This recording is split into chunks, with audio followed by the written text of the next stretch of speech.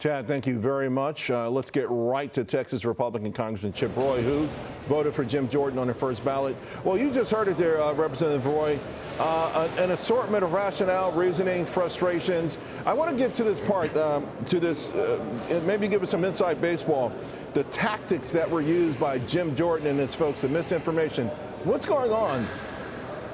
Yeah, that's a lot of noise. Let me be clear. I talked to people over the weekend. Jim was focused on a mission of changing this town. He was delivering a vision for where he wants to go and working with his colleagues. And look, we can't affect what outside groups and what constituents are going to say. And there's a lot of support across America for Jim Jordan.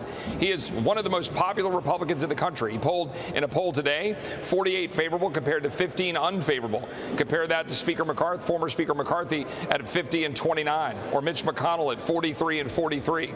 Jim Jordan is very popular. But here's the thing. I'm going to stick with Jim as long as it takes. I'm not going anywhere. My message to my colleagues is we're going to change this town. I do not work for appropriators. I do not work for the members of the House Armed Services Committee. I work for 750,000 Texans who want us to change Washington. That's my message to my colleagues. I love them. I will work with them, but I work for my constituents. I'm going to work with them, not for them. I work for my constituents, not my colleagues. Well, Scalise dropped out relatively quickly. How many more rounds could this go? I mean, at this next round, do you need to see the needle move? Do you need to see less resistance? Because if there's more, would it feel like the mission, abort mission? Yeah, no, I mean, right now, we had 200 votes for Jim Jordan. Let's be very clear. That's a very significant number. Speaker McCarthy, he lasted 15 rounds when he had a relatively similar number. We're going to go continue to have conversations. But again, this is much bigger than one man. I'm sticking with Jim through this all the way until Jim decides what he's going to do. Right. He's my friend, and he's an agent for change. But let me be clear.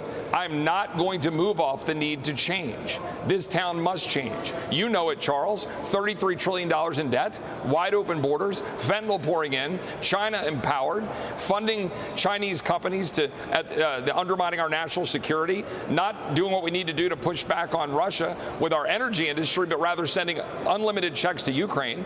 We've let this complete world go into flames while Biden administration is endangering Israel. And what are we doing?